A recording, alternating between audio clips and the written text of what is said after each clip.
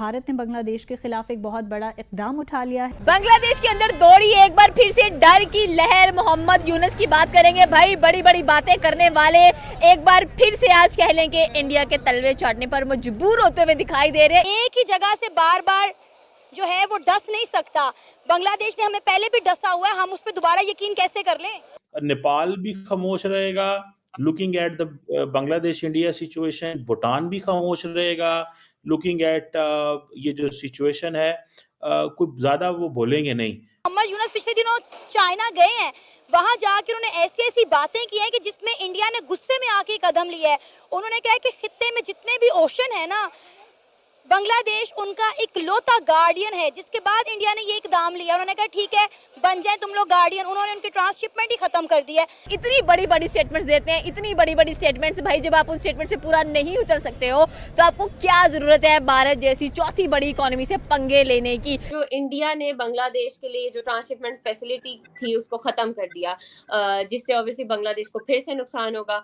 जो होता है जैसे मैंने कहा ना कि बांग्लादेश जो है वो इंडिया का बच्चा है। देखिए कायदे आज़म की एक कोटेशन है कि think 100 time before taking a decision.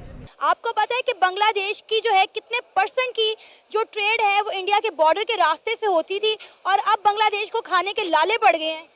India उनको मैनेज कर लेगा कि आपको जो चाहिए वो हमसे ले लिया करो, आपको तो कॉस्ट और ज़्यादा सस्ती पड़ेगी अगर आप हमसे इंपोर्ट करो।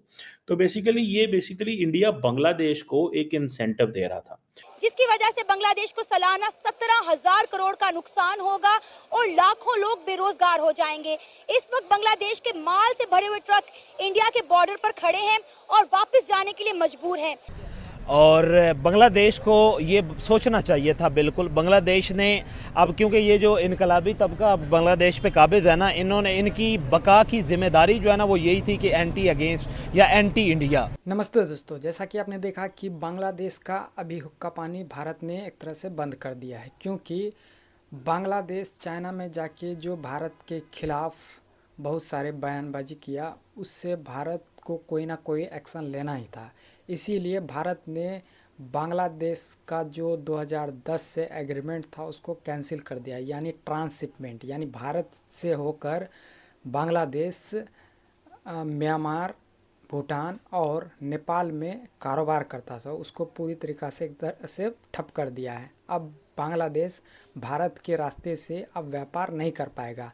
अभी रिपोर्ट्स की माने तो बांग्लादेश जो है उसका बहुत सारा ट्रक भारत और बांग्लादेश बॉर्डर पे खड़ा है, अभी हाथ जोड़ के खड़ा है कि भाई हमको आने दो, हमको व्यापार करने दो। लेकिन भारत ने ये जो ट्रांसशिपमेंट का था एग्रीमेंट उसको कैंसिल कर दिया है। 2 दिन पहले इंडिया ने बांग्लादेश के साथ होने वाली ट्रांसशिपमेंट को मुकम्मल तौर पर बंद कर दिया था, जिसके बाद एक रिपोर्ट निकलकर सामने आई है कि इंडिया के इस फैसले की वजह से बांग्लादेश की एक्सपोर्ट कॉस्ट जो है वो 20 से 25% तक बढ़ चुकी है। सर ट्रांसशिपमेंट की बात करते हैं भाई, टर्मिनेट कर दी गई है, बैन कर दिया गया है बांग्लादेश की एक्सपोर्ट्स को, जो कि इंडिया की बंदरगाहों को इस्तेमाल करके चेन्नई और मुंबई के साथ और भी दीगर कह लें कि जो उनके शहर उसके साथ ट्रेड करते थे और लाखों करोड़ों का मुनाफा कमाते थे। इस बार भी अगर देखा जाए तो यही बंदरगाह इस्तेमाल करके बांग्लादेश कह लें कि अमेरिका के साथ, नेपाल के साथ, भूटान के साथ, मलेशिया के साथ ट्रेड करता था।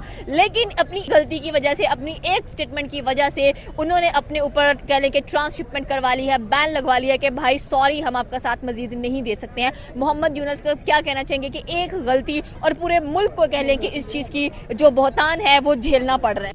लॉन्ग टर्म सिचुएशन है ना, ठीक है। लॉन्ग टर्म सिचुएशन क्या है? लॉन्ग टर्म सिचुएशन ये है कि भाई आपने एक धचका दे दिया इंडिया ने बांग्लादेश को। जब धचका दे दिया तो उसके बाद अब पैनिक शुरू हो गई, तो इस पैनिक की वजह से ही करोड़ों अरबों रुपए का नुकसान हो जाएगा। वो जो बायलैटरल ट्रेड है या वो जो ट्रेड नेपाल, भूटान या बाकी जगह पे जाती थी, वो ही उसकी एक उसको नुकसान होगा बहुत बड़े पैमाने पे। अब ये देखिए ना, इंडिया बहुत बड़ा मुल्क है, बहुत बड़ा मुल्क है। इधर देखिए ना, पाकिस्तान, श्रीलंका, बांग्लादेश हो गया, मालदीव, नेपाल, जितने हमसाय वाले हैं चाइना के अलावा, इंडिया इन सबसे बड़ा है। तो अगर मतलब मिसाल के तौर वो कहते हैं ना बांग्लादेश के हम गार्डियन है, ये जो कुछ भी हो बोले, इंडिया से ताल्लुका हर मुल्क के लिए तकरीबन बेहतर है। भाई बांग्लादेश को इंडिया की ताकत का अंदाजा पहले भी था और अब भी है। उनका मुतालबा ये है कि वो शेख हसीना वाजिद को वापस चाहते हैं, लेकिन इंडिया ने साफ साफ इनकार कर दिया है। इंडिया ने शेख हसीना वाजिद का वीज़ा जो है वो भी एक्सटेंड कर दिया है। इसमें कोई शक नहीं है कि भारत को इस वक्त फिक्र तो लाहक है कि बांग्लादेश के ताल्लुकात चीन के साथ ही बढ़ रहे हैं, पाकिस्तान के साथ ही बढ़ रहे हैं, फिर बातें हो रही हैं एयरबेस वहाँ बिल्ड करने की, सिलीगुड़ी कॉरिडोर के साथ साथ चिकन्स नेक, वो एक भारत का आप एक्लिस हील है जिसे हम कहते हैं ना, वो है। कभी देखिए चाइना और भारत के दरमियान कभी कोई जंग हो जाती है, वॉर हो जाती है, तो अगर भारत सिलीगुड़ी कॉरिडोर पे कब्ज़ा कर लेता है या उसको बिल्कुल काट देता है तो जो 7 सिस्टर स्टेट्स हैं वो बिल्कुल अलग हो जाती हैं और कोई रास्ता नहीं है। सर्वाइवल जो है ना, गवर्नमेंट की सर्वाइवल जो है, पूरी बांग्लादेशी इकोनॉमी या बांग्लादेशी पब्लिक की सर्वाइवल उसके ख़तरे में आ जाएगी। अब देखें कि एक सोबर बंदा या एक आप ये कह लें कि डिप्लोमेटिक, एक आप ये कह लें कि हेड ऑफ़ द स्टेट है, executive power of the state, वो बंदा जो है जिसे पता ही नहीं है कि मैं जिस इकोनॉमी के साथ या जिस कंट्री के साथ मैं उलझने जा रहा हूँ, मेरी सारी की सारी इकोनॉमी उसी पे डिपेंड करती है, मेरा मोरल उसी पे डिपेंड करता है, मेरे लोगों की विल और विश जो है मेजॉरिटी की वो उसी पे डिपेंड करती है, और उसको आंखें दिखाना जो है उन्होंने शुरू कर दी। स्टार्ट में क्या हुआ था कि पहले इन्होंने अपने कब्जे को या अपने रेवोल्यूशन को आप ये कह लें कि स्टैग्नेशन पे लाने के लिए इन्होंने एंटी इंडिया ये चले गए। इंडिया बहुत सारी ऑयल सप्लाईज भी बांग्लादेश भेजता है, स्टेप बाय स्टेप, लेकिन उन्होंने ये देखना है कि हमारे जो लोग हैं उनको भी नुकसान ना हो। ये नहीं है कि उनको नुकसान हो, ये थोड़ा सा उन्होंने देखना है कि हमारे जो लोग हैं उनको नुकसान ना हो। सो ये ना हो कि हम बांग्लादेश को अगर दबाते हैं तो इंडिया की इकोनॉमी नुकसान होगा। इंडिया इनसे कुछ लेता था, ट्रांसशिपमेंट के पैसे लेता होगा, थोड़े बहुत इनके बिजनेस को आगे जाना देता होगा।